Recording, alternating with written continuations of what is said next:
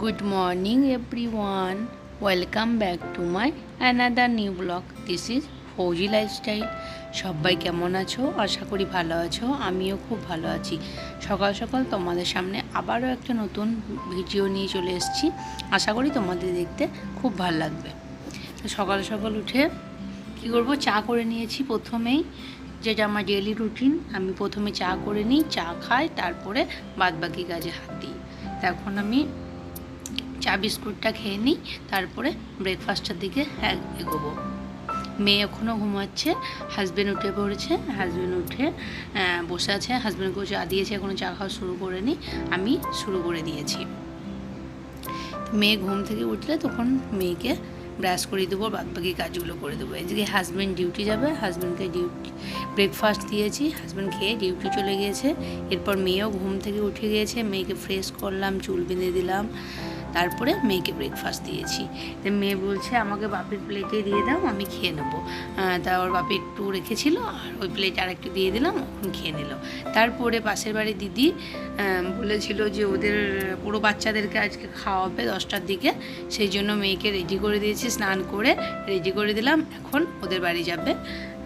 একটা কোনো ওদের মানা ছিল বা কোনো নিয়ম, কিছু পুজো টুজো আছে, সেই জন্য প্রত্যেকটা বাড়ির ছেলেগুলোকে বলেছে যে এখানে ব্রেকফাস্ট করবে এসে, সেই জন্য ওখানে যাচ্ছে।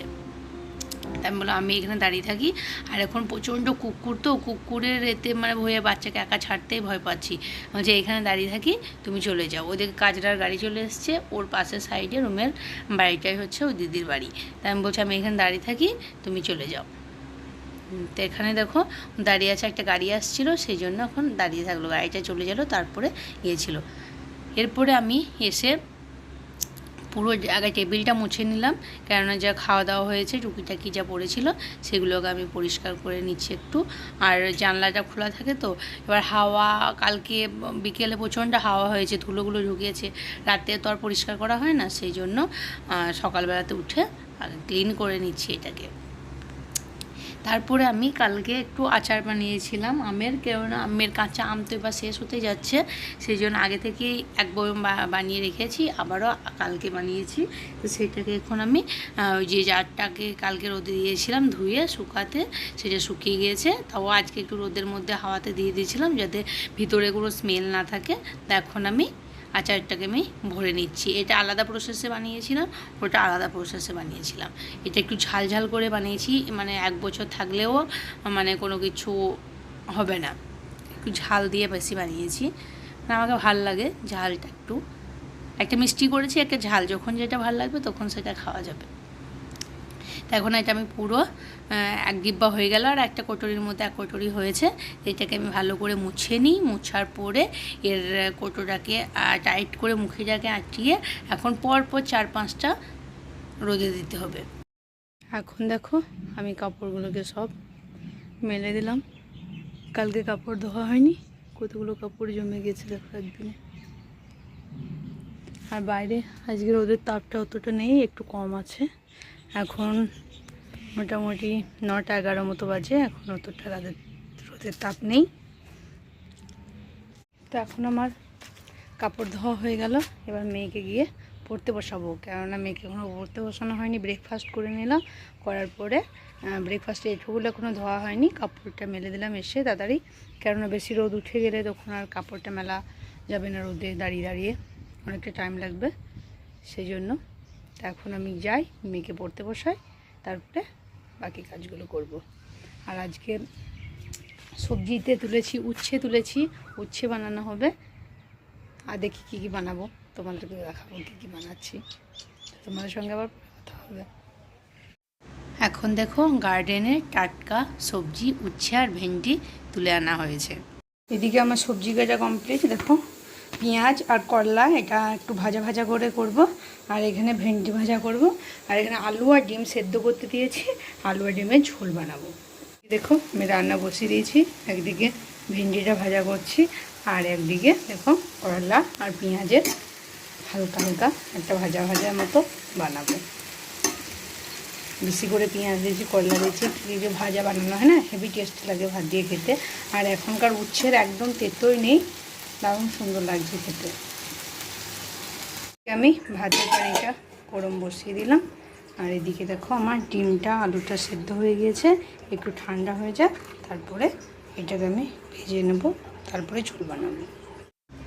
এখন দেখো আমি কড়াই তেল দিয়ে দিয়েছিলাম, একটু হলুদ দিলাম আর আলুটাকে দিয়ে দিলাম, তাহলে আলুটা সুন্দর একটু হলুদ হলুদ কালার ভাজা হবে। তাই এখন আলুটাকে আমি লাল লাল করে একটু ভেজে নিই, তারপরে আমি ডিমগুলোকে ভেজে নেব। এদিকে আমার আলুগুলো ভাজা হয়ে গেছে, তারপরে ডিমটাকে দিয়ে দিয়েছি, ডিমটাও আমার ভাজা হয়ে গেল। এরপরে আমি ওই তেলে জিরে এলাচ দিয়ে দিয়েছিলাম, কেননা তেজপাতা আমার কাছে ছিল না, সেই জন্য। তারপরে বাদবাকি মশলাটা দিয়ে দিয়েছি, যেমন জিরে বাটা, ধনে, পেঁয়াজ সব কিছু একসঙ্গে মিক্স করে বেটে নিয়েছিলাম, সেটাই ওই তেলের মধ্যে দিয়ে দিয়েছি। এখন দেখো আমার মশলাটা কষানো হচ্ছে। এখন মশলাটা যতক্ষণ না ভালোভাবে কষানো হবে ততক্ষণ আমি আলুটা দেবো না। এখন দেখো মশলা থেকে আমার পুরো তেল ছেড়ে দিয়েছে। এখন আমি ওর মধ্যে আলুগুলো আর ডিমগুলোকে দিয়ে দেবো। এখন একটু ভালোভাবে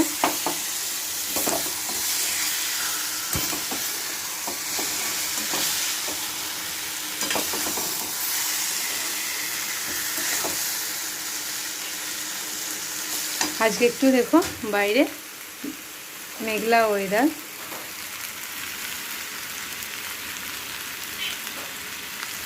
আজকে সেরকম রোদের তাপ নেই।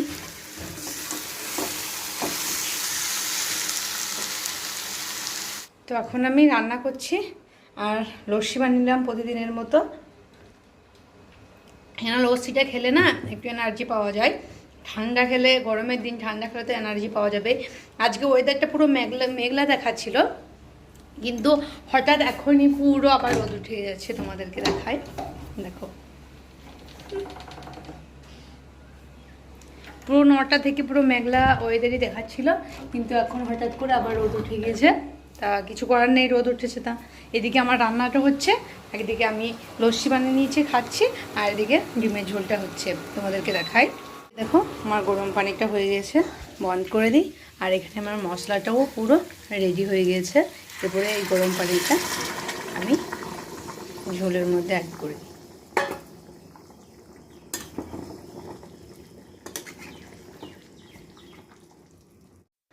এখন দেখো আমার গরম পানিটা দেওয়া হয়ে গেছে। এখন এটাকে মোটামুটি 10-15 মিনিট মতো ফোটাবো, তাহলে পুরো মশলার গন্ধটা তো এমনিতেই চলে গেছে, অনেকক্ষণ ধরে ফুটানো হয়েছিল। এবার একে ঢাকনা দিয়ে দেবো, তাহলেই আমার হয়ে যাবে ডিমের ঝোল। আর নামাবার আগে একটু গরম মশলা দিয়ে দেবো। ভাত আর বানিয়েছি ডিমের ঝোল, এদিকে করলা ভাজা পেঁয়াজ দিয়ে, এখানে আছে ভেন্ডি ভাজা। দেখো আমি আবার জানো আমি কি রেখেছি, পয়সা জমে রেখেছি। 20 লাও 20 নেবো। আমার কাছে একটা কয়েন আছে, দেখবা? না কয়েন না, 20 নাও। এই দেখো, ঠিক আছে যাও। এবার আমি পার্স নিয়ে চললাম। Bye bye, tata tata, bye bye.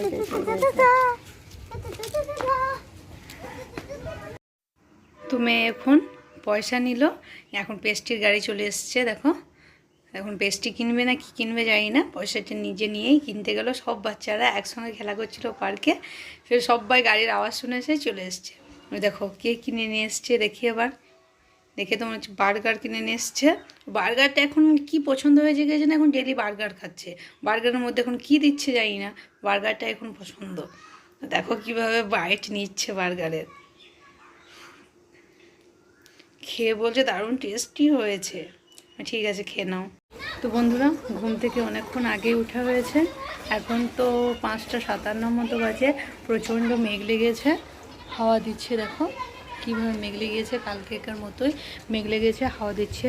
Husband তো ডিউটি গেল এই ঝড়ের মধ্যে, কি করবে, ডিউটিতে যেতে হবে না, টাইম হয়ে গিয়েছে। মেয়ে এখন বার্গারটা খাচ্ছে, আর আমি একদিকে রান্না বসিয়ে দিয়েছি, কেননা রাতে লাইট না থাকলে রান্না করতে অসুবিধা, সেই জন্য ভাতটা বসিয়ে দিলাম। আর দেখো কত সুন্দর হাওয়া দিচ্ছে, হাওয়াটা সুন্দরও লাগছে, একদিকে ভয়ও লাগছে। ওর বাপি ডিউটি গেল, পৌঁছে যাবে আমাদের বাড়ি থেকে, কটা থেকে বেশি দূর নয় যেখানে ডিউটি দেয়, মোটামুটি 5 মিনিট লাগে বাইকে। ডিউটি দেয় বলতে কি, অফিসে যে কাজগুলো আছে সেইগুলোই করতে হবে। তো ঠিক আছে বন্ধুরা, এ হাওয়া দিচ্ছে, একটু হাওয়াতে ঠান্ডাতে বসে থাকি। তো আজকের ভিডিওটা এখানেই এন্ড করছি। যদি তোমাদের ভালো লাগে থাকে ছেড়ে যাওয়ার আগে like, comment, share and subscribe করে দেখা হচ্ছে কাল একটা। সাবস্ক্রাইব আর বেল আইকনকে ক্লিক করে রাখো। যদি তোমাদের ভিডিও সঙ্গে ততক্ষণ সবাই ভালো থেকো, সুস্থ থেকো, সেফটি দেখো, বাই।